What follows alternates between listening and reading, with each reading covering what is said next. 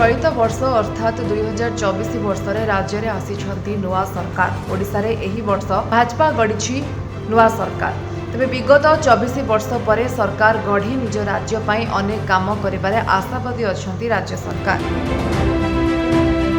अनेक वर्ष है राज्य में केमिति काम चलीथिला प्रशासन एवं खोद मुख्यमंत्री कार्यालय समीक्षा बेले पूर्व सरकार अमलरू चली आसीथिबा ढिला शासन व्यवस्था को देखि ताजुब होइतिबा कहिसंती मुख्यमंत्री मोहन चरण माझी। सबुठु बड़ कथा है प्रशासनिक परिचालना दायित्व रे गंडा गंडा घरोई एजेंसी को नियुक्ति दिया जायथिला हेले तार उत्तरदायित्व केही नथिबा जानी चिंता प्रकट करिसंती मुख्यमंत्री।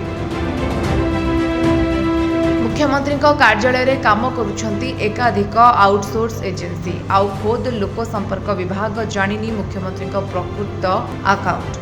अवसर परे प्राय सब विभाग रे थैतान होइछंती सरकारी बाबू। सबुठु चिंताजनक विषय है सरकारी काम रे परिचालना दायित्व नेइछंती ठिका संस्था हेले आ केउ विभाग पाई किए उत्तरदायी ताहार उत्तर बाउमानक पाखरे नाही। राज्य रे एमिति प्रशासनिक अव्यवस्था देखि ताजुब होइछंती नुआ मुख्यमंत्री। एबे समीक्षा बेले प्रशासनिक व्यवस्था भुसुड़ी पड़िथिबा जानी से चिंता प्रकट करथिले। ढिला एवं अपारग व्यवस्था को नेई क्षोभ प्रकाश करबा सह एथिपाई दायी किए से नेई कैफत मागिछंती मुख्यमंत्री।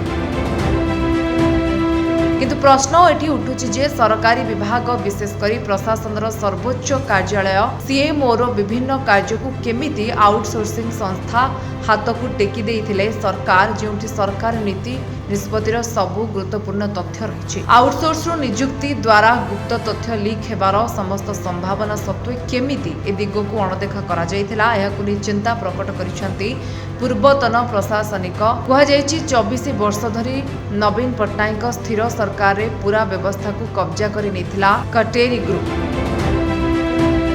कोविड बेलठू मुख्यमंत्री प्रायतः नवीन निवास रे रहुथिले आउ अचल हो जाइथिला मुख्यमंत्री कार्यालय। थैथान केन्द्र भली गंडा गंडा आईएएस ऑफिसर को सीएमओ रे थैथान करा जाइथिला।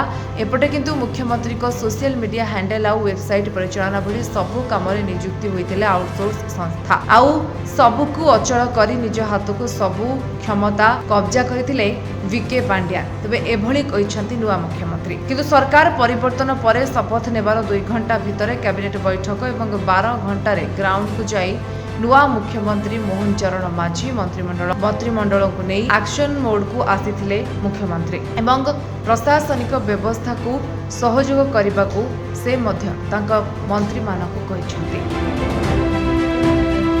Bureau report Vishwavani live.